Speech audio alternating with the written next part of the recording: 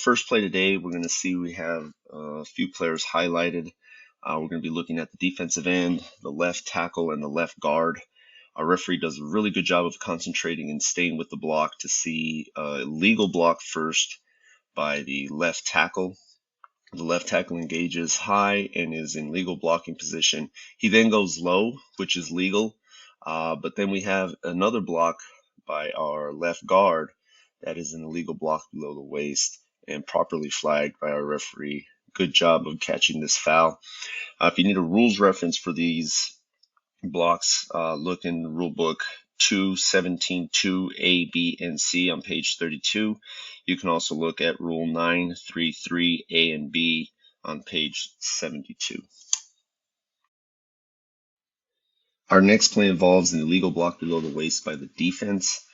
We're going to highlight two players here. We have our slot back here at the bottom, and we have a defensive end towards the top of the formation. And we're going to see this slot back come to block, and he's going to get cut by the defensive end. This is an illegal block below the waist by the defense. Want to make sure that we pick these fouls up. Referee, you are in position to see this play. Head linesman, you have a look at this too. Head linesman, if you're a little patient on this and don't move so quick, you can probably get this foul. We want to make sure that we get this. This is a safety foul. This is the illegal block below the waist by the defense. Our third play this week involves intentional grounding. We have a quarterback legally grounding the ball, and we have good mechanics by our head linesman staying at the line of scrimmage on this play. We're going to see the quarterback take the ball. He's going to fake a handoff. He rolls out to the right, legally throws the ball away outside of the tackle box.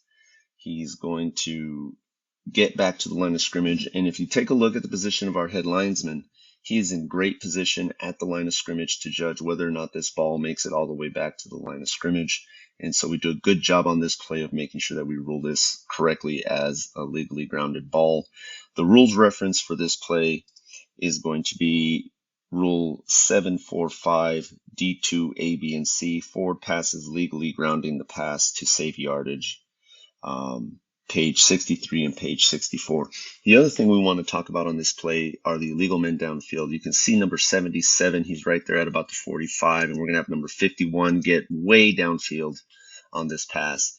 So technically we have illegal men downfield, but by philosophy, we do not want to call a foul for illegal men downfield on a pass that is legally grounded. So we need a lot of communication on this play from both the head linesman, the line judge, the umpire, and the referee. Number one, to determine if this is a legally grounded ball, and then number two, to pick up any flags that may have been thrown for illegal man downfield, because we do not want to call this foul on this play when the ball is legally grounded. Good work by this crew on this play. Play number 4 this week is kick catch interference not called.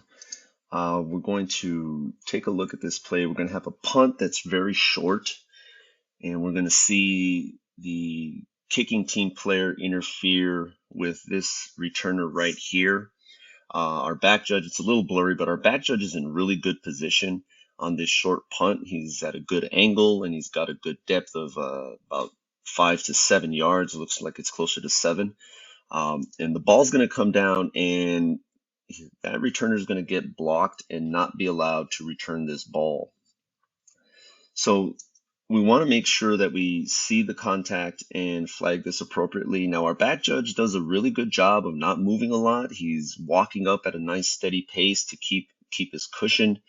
And we just missed this foul. We got to get this for kick catch interference. The returners have to have an unimpeded opportunity to catch this punt. So let's keep our concentration on these plays and make sure that we flag it for kick catch interference. Even though the return team does end up recovering the kick, we want to make sure that we get these fouls, especially when they're this clear and obvious on punts. Our 5th play today is another kick catch interference play. We're going to see the punt is going to be at a good distance, and we have our back judge in really good position. He can see at a good angle what's happening here. Unfortunately, though, we miss a kick catch interference call as number 17 from the kicking team catches the ball without allowing number 13, the opportunity to catch the kick. This is a foul for kick catch interference. We want to make sure we get these ones. This is pretty clear and obvious. Number 17 doesn't allow number 13 the opportunity to catch the punt. Our last play this week is going to involve a good no call for DPI, some really good mechanics by our back judge and our line judge, and the simultaneous catch aspect of this play. We're going to see the outside receiver that's highlighted here. We're going to have a deep ball down the field, and we're going to have two players legitimately playing the ball. There is some contact, but nothing that rises to the level of defensive pass interference. And then we're going to see that the defender comes out of this play with the ball in his possession. So a couple of things here. Let's first talk about the mechanics of this.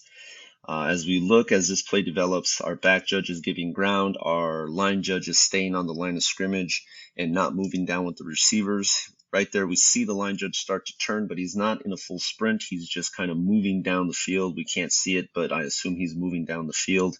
Our back judge then opens up, watches the contact, and then we have the play and the action. So let's talk about the DPI part of this. The defender, number 27, is legitimately playing the ball. There is some contact there, but that contact is not playing through the back. It does not rise to the level of a foul. He is making a bona fide attempt to catch the pass. So we like this for no call for DPI. Good job. The next part is the simultaneous catch aspect. So now this is where we got to make some decisions. By rule, in Rule 243, if you have a simultaneous catch, it goes to the offense, but we got to go through the process of who completes the act. So if both of them come down with the ball, one of them has to complete the catch. We very rarely want to rule simultaneous catch and give it back to the offense. We want someone to come out with the ball. So in this case, we support granting the interception to the defense. He came out with the ball, he held on to it, and we gave it to the defense. We like this, the way this play was worked. We like the no call for DPI, and we like the ruling of an interception to the defense. Have a good week this week. Travel safe, and we'll talk to you again next week.